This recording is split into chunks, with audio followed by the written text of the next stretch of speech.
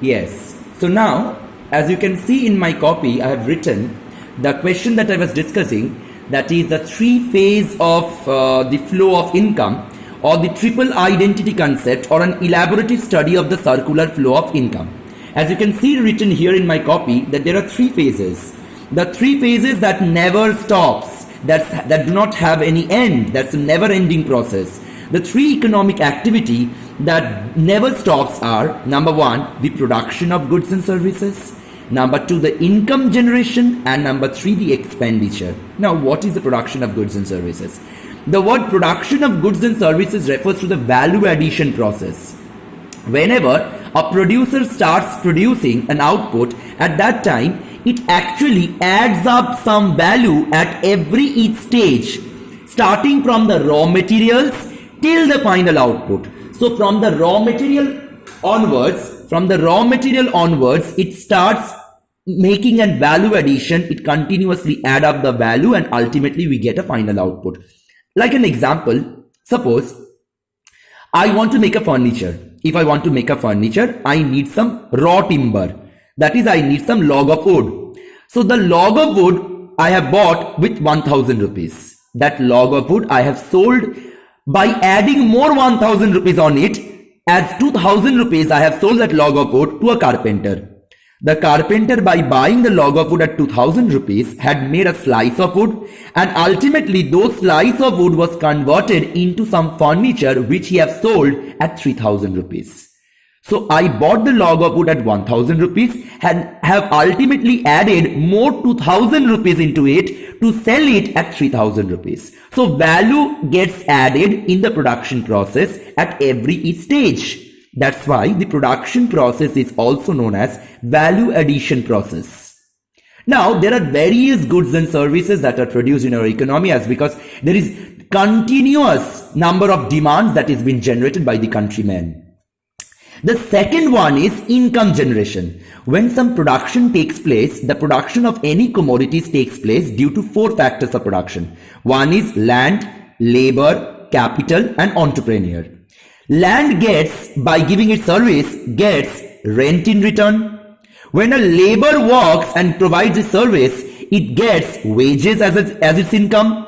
When capital is been actually giving its service, suppose a machine is working, it will ultimately earn interest rate as its return. And the entrepreneur always works for profit. So these four factors of production gets some factor returns by providing their factor services. So when the factors of production will provide the factor services, they will get some income generated to it. So these income generations are nothing but the wages, interest, rent, and profit respectively. Now, coming to the third economic activity, that is the expenditure. When the laborer will be getting wages, when the entrepreneur will earn profit, and when the landowner will earn rent, at that time these four factors of production are getting some income. Income of an individual, income of a household ultimately means what? Their purchasing power. So when they will get the purchasing power, they will ultimately have that enough amount of money to spend that for fulfilling their satisfaction.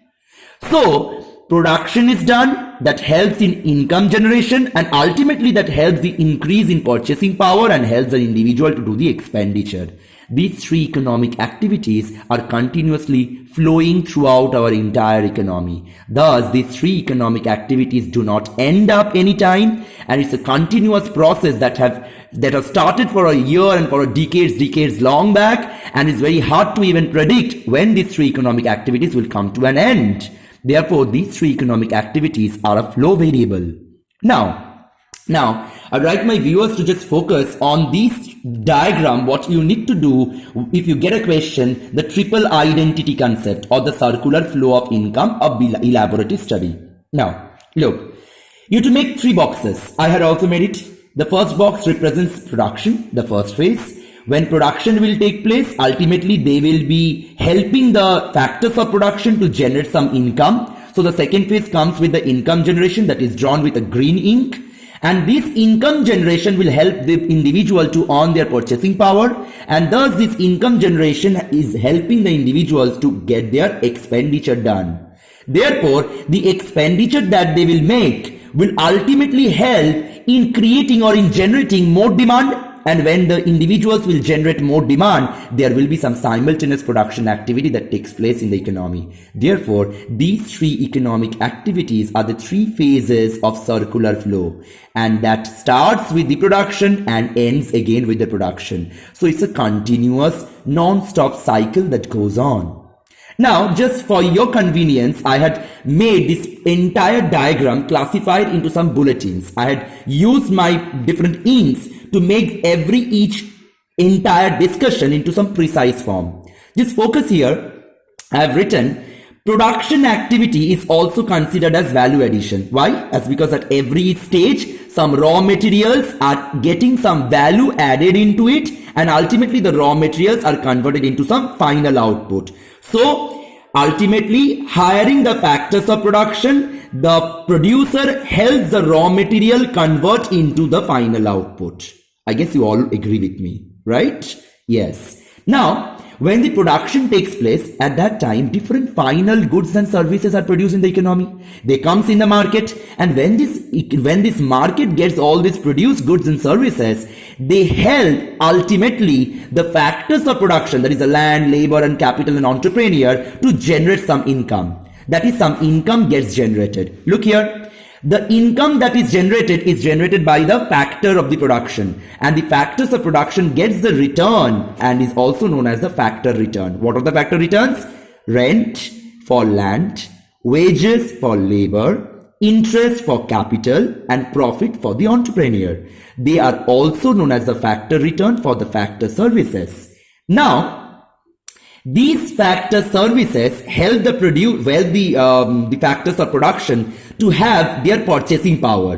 When they have a purchasing power and at the same time they get some goods and services in the economy, they ultimately help themselves to satisfy their wants. So they will go in the market and try to do expenditure for those goods and services. When they will spend those money, ultimately they are distributing their income. So this is a phase of distribution. So when they are distributing their income, they are consuming as well as they are investing. Why? As because I have already discussed previously that expenditure is distributed into two parts. Expenditure is done by the consumer for their own satisfaction, which is known as the consumption expenditure. And when the same expenditure of money will be done by the producer for further production in their own company or in their own firm, at that time the expenditure made by the producer is known as investment expenditure.